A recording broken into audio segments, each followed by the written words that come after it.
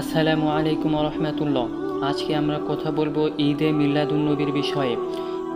ঈদে মিলাদুন্নবীর অর্থ নবীর জন্ম মুহূর্ত, নবীর জন্মের বিবরণ, কিছু ওয়াজ ও নবীর রুহের হয় আগমন কল্পনা করে তার সম্মানে উঠে দাঁড়িয়ে ইয়া নবী সালাম আলাইকা বলা ও সবশেষে জিলাপি বিতরণ করা, এই সব মিলিয়ে মিলাদ মাহফিল, যা ইসলাম প্রবর্তিত ঈদুল ফিতর ও ঈদুল আজহার দুটি বার্ষিক ঈদ উৎসবের বাইরে ঈদে মিলাদুন্নবী নামে তৃতীয় আরেকটি ধর্মীয় অনুষ্ঠানে পরিণত হয়েছে। ইসলামী শরিয়াতে যার কোনো ভিত্তি নেই। ইরাকের এরবল এলাকার গভর্নর আবু সাইদ মুজাফফরউদ্দিন কুকুবরি 586 থেকে 630 হিজরি, সর্বপ্রথম 604 হিজরিতে মতান্তরে 625 হিজরিতে মিলাদের প্রচলন ঘটান, যা ছিল রাসূল সাল্লাল্লাহু আলাইহি ওয়াসাল্লাম এর মৃত্যুর 593 বা 614 বছর পরে। এই দিন তারা মিলাদুন্নবী উদযাপনের নামে নাচ গান সহ চরম স্বেচ্ছাচারিতায় লিপ্ত হতো। গভর্নর নিজে নাচে অংশ নিতেন, আর এই অনুষ্ঠানের সমর্থনে তৎকালীন আলেম সমাজের মধ্যে সর্বপ্রথম এগিয়ে আসেন আবুল খাত্তাব ওমর বিন দেহিয়াহ 544 থেকে 633 হিজরি। তিনি মিলাদের সমর্থনে বহু জাল ও বানাওয়াট হাদিস জমা করে বই লেখেন এবং 1000 স্বর্ণ মুদ্রা বকশিশ পান। আল বিদায়াহ ওয়ান নিহায়াহ 137 নম্বর পৃষ্ঠা। পরে অন্যান্য আলেমরাও একই পথ অবলম্বন করেন, কিছু সংখ্যক বাদে। ঈদে মিলাদুন্নবী উদযাপন একটি সুস্পষ্ট বিদআত, যা রাসূল সাল্লাল্লাহু আলাইহি ওয়াসাল্লাম ও সাহাবায়ে কেরামের যুগে ছিল না। রাসূল সাল্লাল্লাহু আলাইহি ওয়াসাল্লাম বলেন, যে ব্যক্তি আমাদের শরিয়াতে এমন কিছু সৃষ্টি করল যা তার মধ্যে নেই, তা প্রত্যাখ্যাত। বুখারী ও মুসলিম মিশকাত হাদিস নাম্বার 140। তিনি আরও বলেন, তোমরা দ্বীনের মধ্যে নতুন সৃষ্টি করা হতে বিরত থাকো। নিশ্চয়ই প্রত্যেক নতুন সৃষ্টি বিদআত ও প্রত্যেক বিদআতই গোমরাহি। আবু দাউদ, তিরমিজি, মিশকাত হাদিস নাম্বার 165। অন্য বর্ণনায় এসেছে, এবং প্রত্যেক গোমরাহির পরিণাম জাহান্নাম। নাসাই হাদিস নাম্বার 1578। রাসূলুল্লাহ সাল্লাল্লাহু আলাইহি ওয়াসাল্লাম ও তার সাহাবীদের জামানায় যেসব বিষয় দ্বীন হিসাবে গ্রহীত ছিল না, বর্তমান কালেও তা দ্বীন হিসাবে গ্রহীত হবে না। যে ব্যক্তি ধর্মের নামে ইসলামে কোনো নতুন প্রথা চালু করলো, অতঃপর তাকে ভালো কাজ বলে রায় দিল, সে ধারণা করলো যে আল্লাহর রাসূল সাল্লাল্লাহু আলাইহি ওয়াসাল্লাম স্থির রিসালাতের দায়িত্ব পালনে খেয়ানত করেছেন। রাসূল সাল্লাল্লাহু আলাইহি ওয়াসাল্লাম এর জন্ম মৃত্যুর সঠিক তারিখ জ্যোতির্বিজ্ঞানের হিসাব মতে রাসূল সাল্লাল্লাহু আলাইহি ওয়াসাল্লাম এর সঠিক জন্মদিবস 9ই রবিউল আউয়াল সোমবার এবং মৃত্যু দিবস 1লা রবিউল আউয়াল সোমবার। সিরাতুর রাসূল সাল্লাল্লাহু আলাইহি ওয়াসাল্লাম, দ্বিতীয় মুদ্রণ 56 নম্বর পৃষ্ঠা। অথচ 12ই রবিউল আউয়াল তার জন্মবার্ষিকী বা মিলাদুন্নবী এবং মৃত্যুবার্ষিকী দুটি পালন করা হচ্ছে। মিলাদি ভাইয়েরা বলে থাকেন যে মিলাদ বিদআত হলেও তা বিদআতে হাসানা, অতএব জায়েজ তো বটেই, বরং করলে সোয়াব আছে।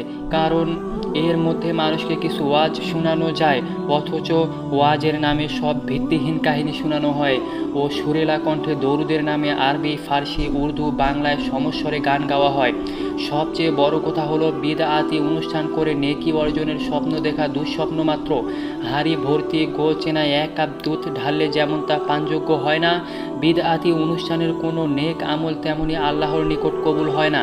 তাছাড়া বিদআতকে ভালো ও মন্দ দুভাগে ভাগ করাই তো আরেকটি বিদআত। এ দেশে দু ধরনের মিলাদ চালু আছে, একটি কিয়ামি, অন্যটি বেকিয়ামি। কিয়ামিদের যুক্তি হলো, তারা রাসূল সাল্লাল্লাহু আলাইহি ওয়াসাল্লাম এর সম্মানে উঠে দাঁড়িয়ে থাকেন। এর দ্বারা তাদের ধারণা যদি এই হয় যে মিলাদের মাহফিলে রাসূলুল্লাহ সাল্লাল্লাহু আলাইহি ওয়াসাল্লাম এর রূহ মুবারক হাজির হয়ে থাকে, তবে এই ধারণা সর্বসম্মতভাবে কুফরি। হানাফি মাযহাবের কিতাব ফাতাওয়া বাজ্জাজিয়াতে বলা হয়েছে, যে ব্যক্তি ধারণা করে যে মৃত ব্যক্তিদের রূহ হাজির হয়ে থাকে, জেনে রাখো সে ব্যক্তি কুফরি করল। রাসূল সাল্লাল্লাহু আলাইহি ওয়াসাল্লাম স্থির জীবদ্দশায় তার সম্মানার্থে উঠে দাঁড়ানোর বিরুদ্ধে কঠোর ধমকি প্রদান করেছেন। তিরমিজি হাদিস নাম্বার 2755। অথচ মৃত্যুর পর তারই কাল্পনিক রূহের সম্মানে দাঁড়ানোর উদ্ভট যুক্তি ধোপে ঠেকে কি? আর একই সাথে লাখো মিলাদের মজলিসে হাজির হওয়া কারো পক্ষে সম্ভব কি? বস্তুত মৃত্যুর পরে কারো রূহ দুনিয়াতে ফিরে আসে না, যেমন আল্লাহ বলেন, আর তাদের সামনে পর্দা থাকবে পুনরুত্থান দিবস পর্যন্ত। সূরা মুমিন আয়াত নাম্বার 100। এছাড়াও বলা হয়ে থাকে যে আদম সৃষ্টির 70,000 বছর পূর্বে আল্লাহ তার নূর হতে মুহাম্মাদের নূরকে সৃষ্টি করে আরশে মুআল্লায় লটকিয়ে রাখেন। আদম সৃষ্টি হয়ে উপরের দিকে তাকিয়ে জ্যোতির্ময় নক্ষ এরূপে মুহাম্মাদের নূর অবলোকন করে মুগ্ধ হন। মেরাজের সময় আল্লাহ পাক তার নবীকে জুতা সহ আরশে আরোহণ করতে বলেন, যাতে আরশের গৌরব বৃদ্ধি পায়। নাউযুবিল্লাহ। উপরের বিষয়গুলি সবই বানোয়াট। এছাড়াও আরও অনেক হাদিস, অনেক বিষয় আছে যেগুলো বানোয়াট। মিলাদি ভাইদের এই সব মিথ্যা ও জাল হাদিস বর্ণনার দুঃসাহস দেখলে শরীর শিউরে ওঠেন। যেখানে আল্লাহর নবী সাল্লাল্লাহু আলাইহি ওয়াসাল্লাম হুঁশিয়ারি উচ্চারণ করে বলেন, যে ব্যক্তি ইচ্ছাপূর্বক আমার নামে মিথ্যা হাদিস রটনা করে সে জাহান্নামে তার ঘর তৈরি করে নিল। সহিহ বুখারী হাদিস নাম্বার 107, মিশকাত হাদিস নাম্বার 198।